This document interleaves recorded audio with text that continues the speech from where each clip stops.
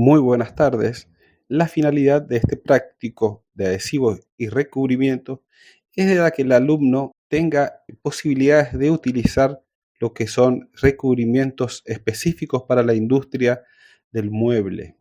En este caso, lacas poliuretánicas que actualmente son muy comunes para todo lo que es piso de madera de alto tránsito, que pueden ser tanto de un componente como de dos componentes. También existen otros recubrimientos que ustedes tienen el conocimiento de la teoría, que no lo utilizaremos, como ser barnices alquídico, barnices marinos, barniz común para interiores. Eso desarrollaremos en otra práctica. Gran parte del alumnado lo habrá utilizado en su vida cotidiana. En cambio, todo lo que son lacas poliuretánicas es un uso muy específico, son productos de elevado costo, de alta durabilidad, por lo cual optamos por hacer la práctica con estos muebles de la facultad. ¿Qué actividades haremos? Restauración de los pupitres de trapecios simétricos de la facultad, madera de pino Elioti de aproximadamente 25 años de edad. Tenían un recubrimiento original que era laca poliuretánica y también laca ureica. Lo que se hizo fue retirar mecánicamente toda la capa y la madera dañada.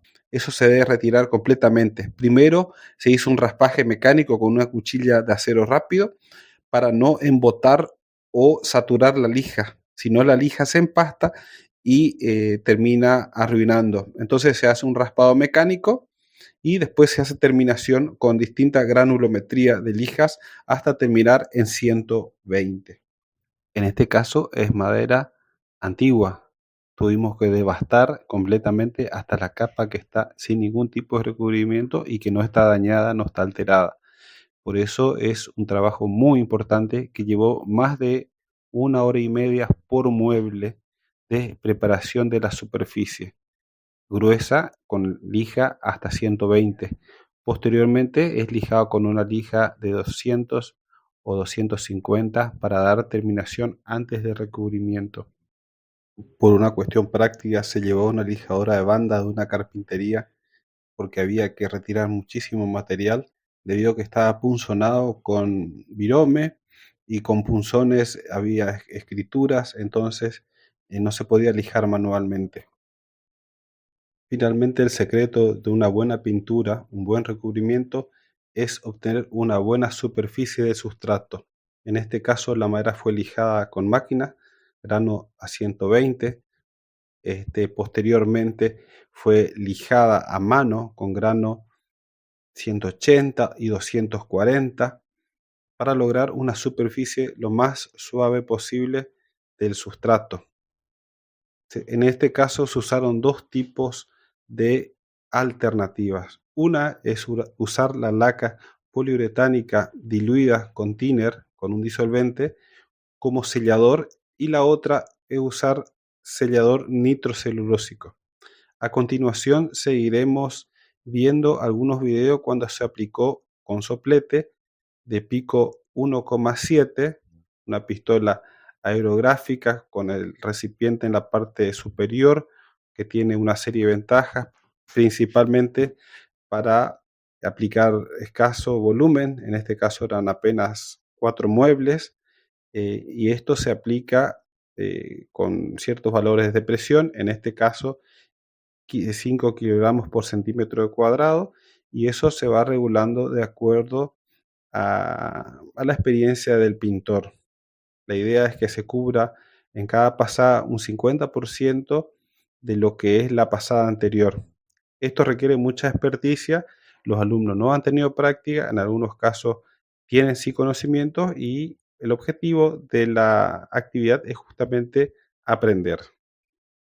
Posteriormente se hace un retoque para que quede lo más parejo posible y se explican las desviaciones del proceso que tuvo el alumno para ir corrigiendo, que es parte del proceso educativo. Al pintar en la parte inferior es una zona no visible, esto te da la posibilidad de ir regulando la pistola aerográfica, ya sea la presión, es un sistema mixto de aire y pintura, la presión a la cual aplican y el caudal. También se regula lo que es la aguja. Esta pistola en particular tiene una aguja de 1,3, también usamos una pistola de 1,7. La precaución siempre es de filtrar la pintura. Hay que filtrar con filtros especiales o en su defecto con una media can-can vieja, que es muy frecuente ver en los talleres, pero se compran en las pinturerías filtros para pintura. Lo peor que puede suceder es que se tranque la pistola en pleno proceso, especialmente con estas lacas que son dos componentes. Vos tenés aproximadamente 20 minutos de vida útil de la mezcla y si tenés un inconveniente con la pistola, se endurece y perdés el insumo. Olvidamos mencionar que la primera capa de pintura o de laca va diluido con un thinner, un disolvente específico para este tipo de laca, un 20 a un 15%. En cambio, una vez que se secó, lo dejamos secar toda una semana. Posteriormente se dio una lijada con grano 240 o 180 para levantar todo lo que fue el poro. En este caso yo lijé una parte del mueble en forma previa, sin que los alumnos conozcan esta situación y se la dejé a su criterio. Rápidamente se dieron cuenta lo que es la terminación superficial de una superficie lijada y otra sin lijar para obtener una calidad de terminación importante. Otra opción para hacer el efecto de sellado, o sea, de la obstrucción del poro, usamos la propia laca como sellador, lo cual es más costoso y no es uniforme y no es específico. Eso lo usa el carpintero con un barniz diluido, hace una capa, deja secar y posteriormente aplica el barniz. Muchas veces evitan esto por razones económicas. El sellador nitrocelulósico diluido en thinner es bastante costoso en este momento. El thinner tiene un alto precio, entonces los carpinteros lo hacen como una opción económica. Lo aconsejable siempre es aplicar sellador nitrocelulósico con thinner. Si la superficie no está teñida, se puede aplicar directamente a muñeca. En cambio, si la superficie fue previamente teñida, es imposible, se debe aplicar con soplete sí o sí, porque si uno aplicaría a muñeca, con el thinner disolvería toda la tintura y mancharía todo. Aquí vemos como yo estoy aplicando con paño, con thinner, 50 y 50% de cada componente sobre la superficie lijada. Esto se seca más o menos a los 10 minutos, ya se puede lijar y es la ventaja que tiene, que es de muy rápido secado.